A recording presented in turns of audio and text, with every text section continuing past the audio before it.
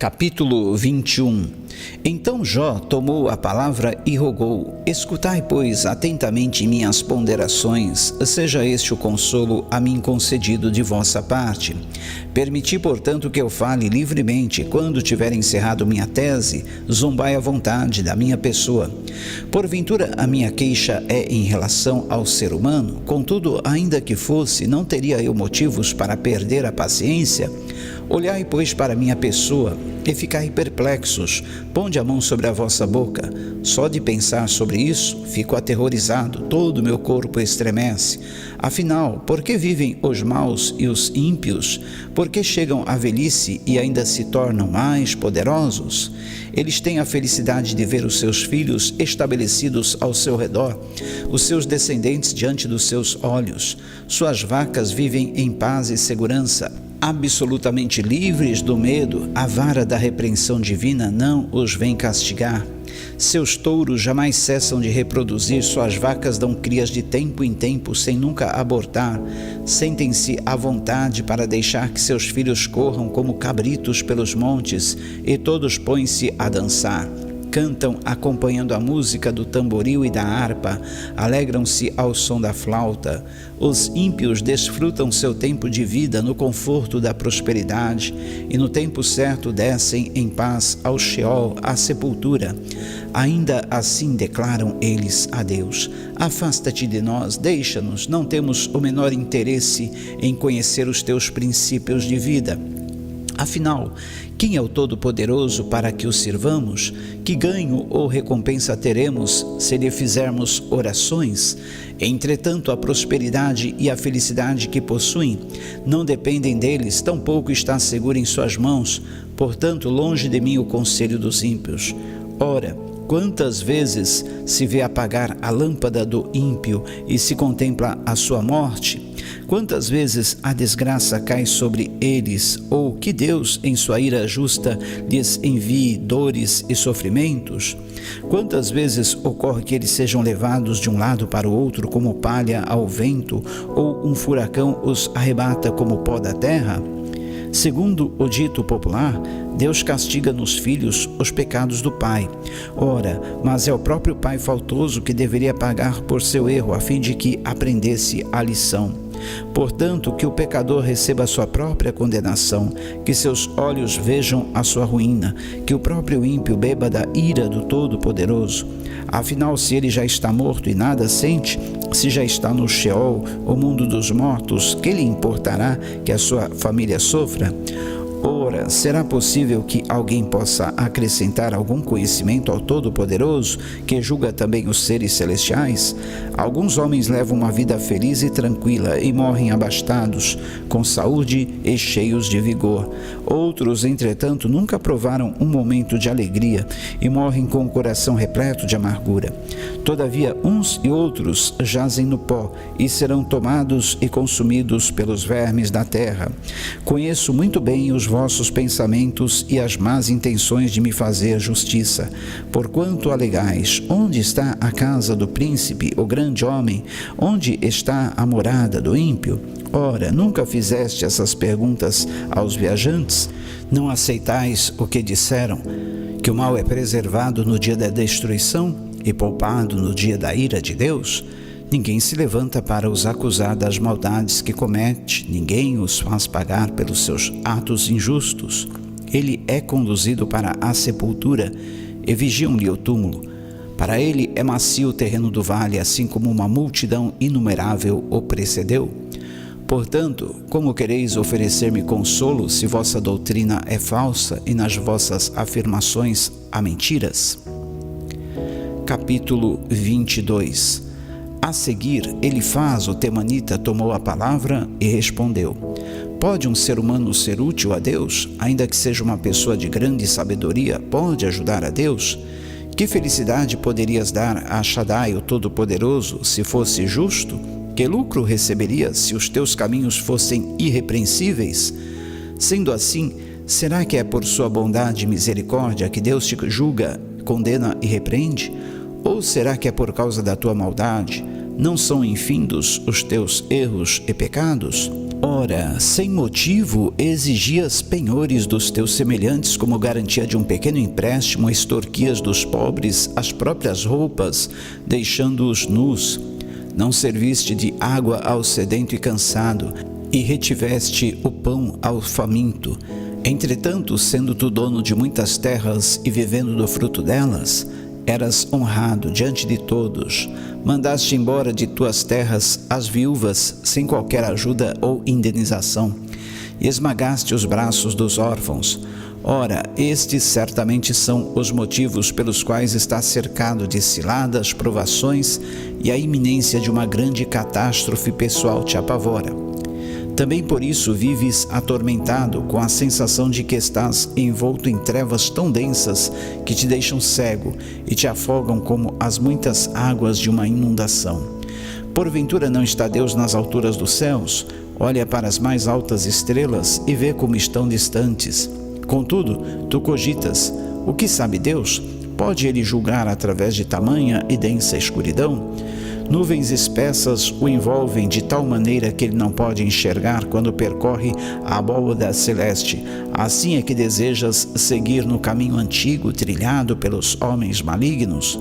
Eles foram ceifados antes da hora. Seus alicerces foram arrastados por uma enchente repentina. Exclamaram a Deus: afasta-te de nós. E mais, que pode nos fazer o Todo-Poderoso? Entretanto, foi Deus que encheu de bens as casas deles. Portanto, longe de mim estejam os conselhos dos ímpios. Os justos veem isto e se alegram. Os honestos e inocentes se alegram, declarando: certo é que as pessoas más foram todas destruídas, e o fogo devorou as suas riquezas. Sendo assim, faze as pazes com Deus, sujeitando-te a Ele, e a prosperidade te alcançará. Aceita, pois, a orientação que vem da boca de Deus e deposita as suas palavras no coração. Se te voltares para o Todo-Poderoso, serás edificado. Se afastares a prática da injustiça da tua tenda, deitares ao pó as tuas riquezas e o ouro puro de Ofir que possuis as pedras dos ribeiros, então o Todo-Poderoso voltará a ser o teu tesouro mais precioso e a tua prata predileta. Então te deleitarás no Todo-Poderoso e erguerás o teu rosto para Deus. Tu orarás a Deus e Ele te ouvirá, e pagarás os teus votos. Tudo o que planejares realizar dará certo, e a luz brilhará constantemente em teus caminhos. Quando teus semelhantes sofrerem qualquer abatimento, proferirás: haja alento e disposição. E Deus salvará o humilde, e mais, livrará até o que não é inocente, que será libertado, graças à pureza que há em ti, em tuas mãos e comportamento. Capítulo 23. Diante do exposto, Jó tomou a palavra e respondeu: até o presente momento reclamo com revolta e amargura. Apesar dos meus gemidos, a mão dele pesa forte sobre a minha vida. Ah, se eu soubesse onde poderia encontrá-lo, então me chegaria ao seu tribunal. Eu lhe apresentaria minha causa e a minha boca estaria repleta de argumentos. Ouviria atentamente o que ele me responderia e avaliaria com cuidado tudo quanto me dissesse. Porventura, segundo a grandeza de seu poder, contenderia comigo? Penso que não. Ele não me acusaria de nada. Ali o homem íntegro pleitearia com ele, eu seria considerado inocente e sairia liberto da presença do meu juiz. Entretanto, se busco no Oriente, lá ele não está. Se parto para o Ocidente, tampouco o encontro. Quando ele está agindo no Norte, não o consigo enxergar. Quando suas ações ocorrem no Sul, nem a sombra dele me é possível perceber. Todavia, ele conhece bem o caminho por onde passam meus pés. Se me colocar à prova, constatará que sairei puro como o ouro refinado.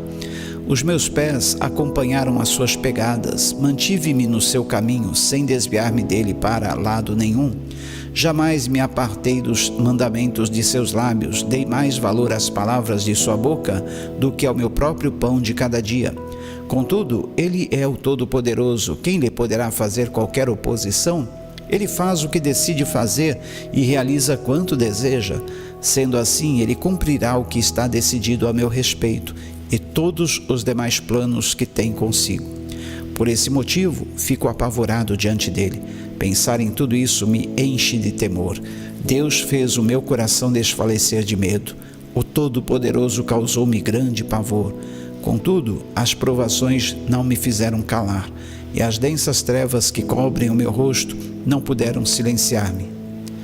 Capítulo 24. Por que o Todo-Poderoso não estabelece um tempo de julgamento geral sobre a terra? E por que os que o conhecem sequer sabem quando esse dia chegará? Há aqueles que fraudam as fronteiras de seus pastos, mudam os marcos que limitam o gado e assim roubam os rebanhos de outrem, sequestram o jumento que pertence ao órfão e levam o boi da viúva como penhor, forçam os necessitados a sair do caminho e os pobres da terra a esconder-se. Como se fossem jumentos selvagens no deserto, os pobres partem em busca do pão de cada dia, na terra deserta encontram o que dar de comer a seus filhos. Juntam forragem nos campos e trabalham duro nas colheitas dos maus.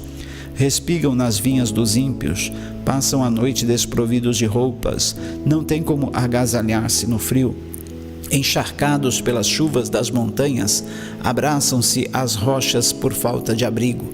As crianças órfãs são arrancadas do seio de suas mães para servirem como escravos. O recém-nascido do pobre é tomado à força em pagamento de dívidas.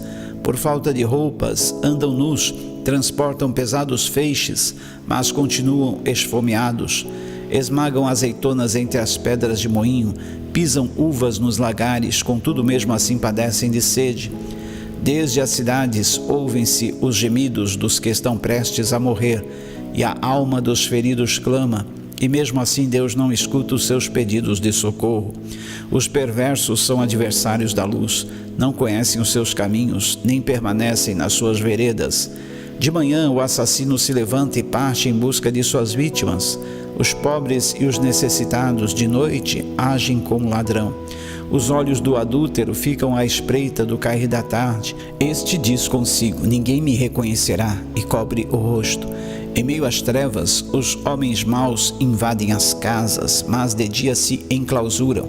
A luz para eles é um desprazer. O romper da aurora para tais pessoas é como a sombra da morte. Contudo, se sentem em casa em meio aos horrores das trevas. Entretanto, os maldosos são como espuma que é levada e logo se dissipa na superfície das águas.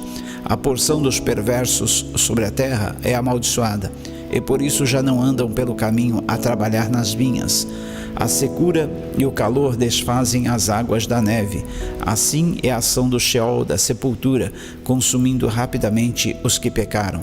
Sua própria mãe os esquecerá, os vermes se banquetearão com seus corpos. Jamais alguém se lembrará dessas pessoas, como árvore seca será quebrado o injusto. Os maus despojam a estéril e sem filhos, e não demonstram a menor consideração para com a viúva. Contudo, é Deus, mediante seu poder, que destrói os ímpios, ainda que firmemente estabelecidos. Deus os arranca de seus lugares e acaba com as vidas dos perversos. Deus permite que vivam seguros. Entretanto, vigia com toda atenção os caminhos que escolhem seguir. Assim, durante algum tempo, os malignos prosperam, mas em um momento secam como o capim e são cortados como as espigas de trigo. Quem, pois, pode afirmar que o que estou dizendo não corresponde à realidade? Quem poderá provar que estou mentindo ou corrigir minhas palavras?